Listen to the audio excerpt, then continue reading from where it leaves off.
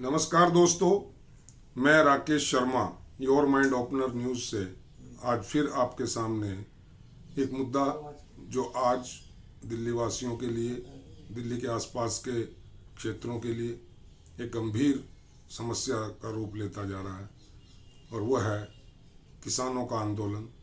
किसान बिल के विरोध में एनसीआर के तमाम किसान, चाहे वो पंजाब हो, हरियाणा हो, चाहे राजस्थान हो या उत्तर प्रदेश हो, सब जगह से किसान अपनी मांगों को लेकर के दिल्ली में घुसने की कोशिश कर रहे हैं। उनको दिल्ली के तमाम बॉर्डर्स पर रोक दिया गया है। एक तरफ सरकार बातचीत कर रही है, आज विज्ञान भवन में बातचीत चल रही है, सुबह से बातचीत चल रही है। 40 प्रतिनिधि किसानों के सरकार से बातचीत कर रहे हैं और पूरा विरोध अपना जता रहे हैं।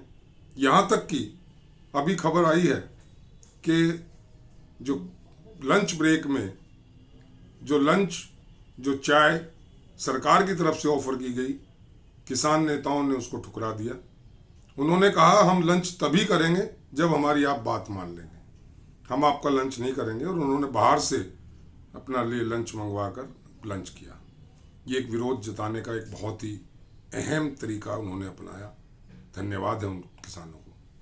दोस्तों, मैं इस पर नहीं जा रहा हूं कि किसान बिल के जो 3 मुख्य बातें हैं, जो 3 कानून बने हैं, उनमें कितनी खामियां हैं, उनमें कितनी अच्छाई है, ये आप सब लोग बहुत अच्छी तरह कई दिन से टीवी चैनल्स पर देख रहे हैं, समझ रहे हैं। दुर्भाग्य क्या है? दुर्भाग्य ये है कि जो किसान बिल सरकार लेकर आई है अध्यादेश के जरिए, जिसको बिल को पास कराया गया, उसको अगर कोई समर्थन करता है तो उसे माना जाता है कि वो भारतीय जनता पार्टी से संबंधित है। अगर कोई उसमें खामी बताता है, अगर कोई उसमें कमी बताता है, तो उसको या तो कांग्रेस का सपोर्टर बताया जा रहा है या उसको किसी दूसरी पार्टी का सपोर्टर बताया जा रहा है। ये एक बहुत ही दुखदाई और बहुत ही खतरनाक ट्रेंड बन गया कि अगर सरकार के किसी काम का, किसी भी स्टेप का, किसी भी कदम का अगर कोई विरोध करता है तो वह सरकार विरोधी है। और कुछ लोग तो उन्हें देश विरोधी भी बोल देते हैं। क्या सरकार ये मान के बैठी है कि जो वो कर रही है वही सब ठीक है? और ये कौन सा चश्मा है कि जो सरकार करे उसे बीजेपी से संबंधित हर आदमी कहे बहुत अच्छा है, और जो कांग्रेस का है वो कहे बहुत खराब है, जो समाजवादी पार्टी का कहे, जो अकाली दल का कहे, तो वो एक पार्टी विशेष का हो गया। बात मुद्दे की होनी चाहिए। बात मुद्दे की करने का मतलब ये नहीं है कि हम अंधा भक्त होकर के, अंधभक्त बन करके सरकार के हर कदम का समर्थन करें या अपनी बात ना कहें। आज अपनी बात कहने का मतलब ये हो गया है कि अगर राकेश शर्मा इस किसान बिल का विरोध करता है तो वो एंटी बीजेपी है या एंटी नेशनल है। ये बहुत ही खतरनाक सोच पैदा की जा रही है। दोस्तों, ऐसा नहीं है। दरअसल जो किसान बिल आया है, जो आम किसान उसको समझ रहा है, उसको हमें बहुत गहराई से समझना पड़ेगा। मैं नहीं कह रहा हूं कि आप किसानों के समर्थन में जाएं या किसानों के विरोध में जाएं, ये आपकी इंडिविजुअल चॉइस है। लेकिन चॉइस लेने से पहले, चॉइस करने से पहले आपको वस्तु स्थिति का पता होना चाहिए। मुझे अगर कुछ बोलना है तो मुझे पता होना चाहिए कि मैं क्या बोल रहा हूं। मैं किसी पार्टी विशेष की बात नहीं कर रहा हूं। मैं बीजेपी विरोधी नहीं हूं, मैं मोदी विरोधी नहीं हूं, मैं कांग्रेस का पक्षधर भी नहीं हूं, मैं समाजवादी पार्टी का पक्षधर भी नहीं हूं। मैं एक भारत का आम नागरिक हूं और मैं कहीं ना कहीं किसान भी हूं, किसान परिवार से संबंधित भी हूं। तो हर भारतीय की तरह, हर जागरूक इंसान की तरह मेरा भी एक फर्ज है कि मैं अपनी बात को कहूं, अपने विचार प्रकट करूं। वो गलत भी हो सकते हैं, वो सही भी हो सकते हैं। लेकिन जो किसान बिल की बात आई, आज क्या दुर्दशा हो गई दिल्ली की। एक तरफ दिल्ली कोरोना से पीड़ित, हाहाकार मचा हुआ है, काम नहीं चल रहे हैं। बीइंग एन एडवोकेट मैं कह सकता हूं कि वकील भुखमरी के कगार पर है। इस बारे में बात नहीं हो रही है। पूरा देश खुल रहा है, पूरे देश की चीजें खुल रही हैं, ट्रांसपोर्ट खुल रहा है, मार्केट खुल रहा है, जो साप्ताहिक बाजार हैं वो खुल रहे हैं, जिम खुल रहे हैं, लेकिन कोर्ट नहीं खुल रहे। इस मुद्दे को आप छोड़ दें। दूसरा मुद्दा आया, किसान बॉर्डर पर आ गए। किसानों के लिए बात करने के लिए डिफरेंट पार्टीज आ गई, अपने अपने झंडे डंडे लेकर आ गई, कैश करना चाहते हैं उस भीड़ को। क्या किसी ने सोचा है जो दिल्ली के बॉर्डर पर 2000, 10,000, 20,000 किसान हैं, क्या उनके लिए उचित व्यवस्था की गई है उनके ठहरने की? क्या सैनिटेशन का ध्यान रखा जा रहा है? कहां वो लोग फ्रेश हो रहे हैं? कहां वो लोग नहा रहे हैं? कहां वो लोग यूरिनल के लिए जा रहे हैं? देखा किसी ने? चारों तरफ दिल्ली के अंबार लगा हुआ है आदमियों का, आक्रोश है उन लोगों में। इस बारे में क्यों नहीं सरकार सोच रही? क्यों नहीं कदम उठा रही? क्या जब उठाएगी जब दिल्ली में एक बार और हाहाकार मचेगा?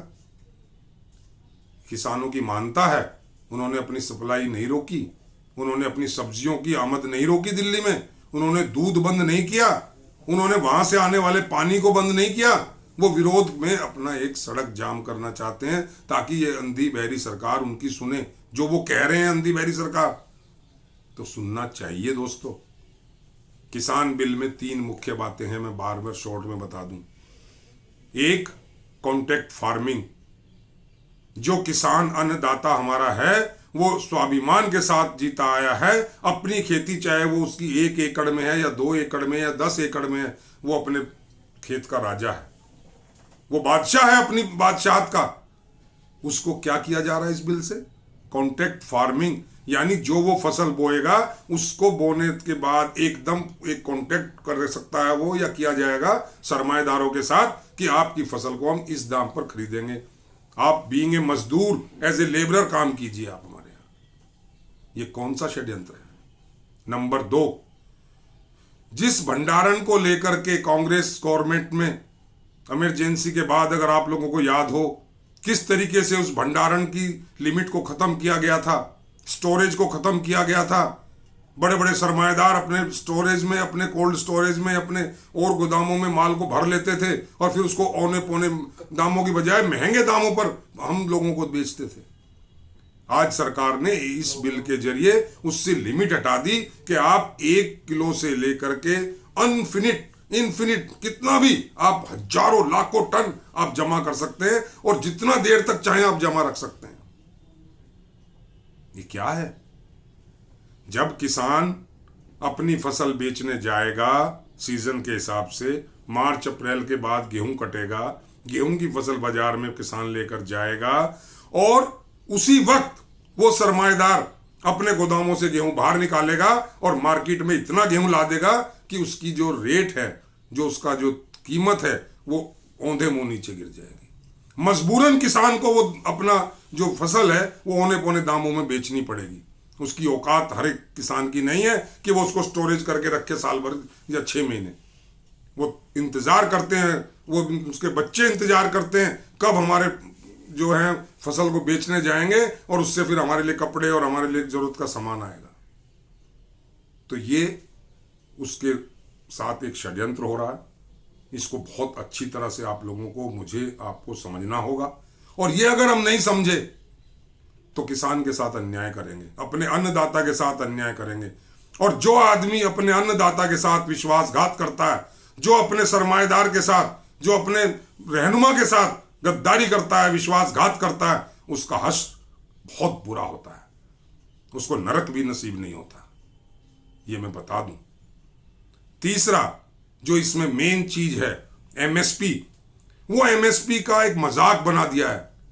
Minimum support price, minimum support price, अगर वो किसान आज कहता है कि मैं इस चीज को 10 रुपए में आप गवर्नमेंट से या किसी सरमाएदार से, किसी पूंजीपति से उसका एग्रीमेंट हुआ है और वो उसको 10 रुपए बेचना चाहता है, वो नहीं लेगा उसको 10 रुपए। मैं बता रहा हूं, इस बात को लिख लें, आप समझ लें। मेरे से कॉन्टेक्ट हुआ बीइंग ए किसान कि आपकी फसल को हम 10 रुपए किलो में लेंगे। जब मैं बेचने गया तो उसने कहा ये तो वो फसल ही नहीं है, ये तो वो क्वालिटी नहीं है। मैं आलू बेचने का, उसने कहा ये तो आलू मीठा है, ये तो आलू छोटा है, ये तो आलू में इसमें दाग है, ये तो मैं 5 रुपए किलो लूंगा। कहां जाएगा किसान? गवर्नमेंट ने कहा वो एसडीएम के पास अपील करे, एसडीएम नहीं सुनता, डीएम के पास अपील करे। अरे क्या मजाक है जुडिशरी का? कहां जाएगा बेचारा, कहां वकील करेगा? ये बहुत सारे मुद्दे हैं दोस्तों। अहम बात यह है कि किसान अपनी जायज मांगों के साथ आज सड़क पर खड़ा है, दिल्ली के दरवाजों पे दस्तखत दे रहा है। उस दस्तक को हमें समझना होगा, उसकी पीड़ा को समझना होगा। और मैं कहता हूं और कहना चाहूंगा कि हम सबको उसका हर तरीके से सहयोग करना चाहिए। सही को सही और गलत को गलत कहने की हिम्मत जगाओ दोस्तों। अपने दिमाग को हमें खोलना पड़ेगा। योर माइंड ओपनर चैनल का मकसद केवल किसी से विद्रोह करना नहीं है, किसी की नीतियों को गलत बेवजह बताना नहीं है, लेकिन अपने विचार तो रखें।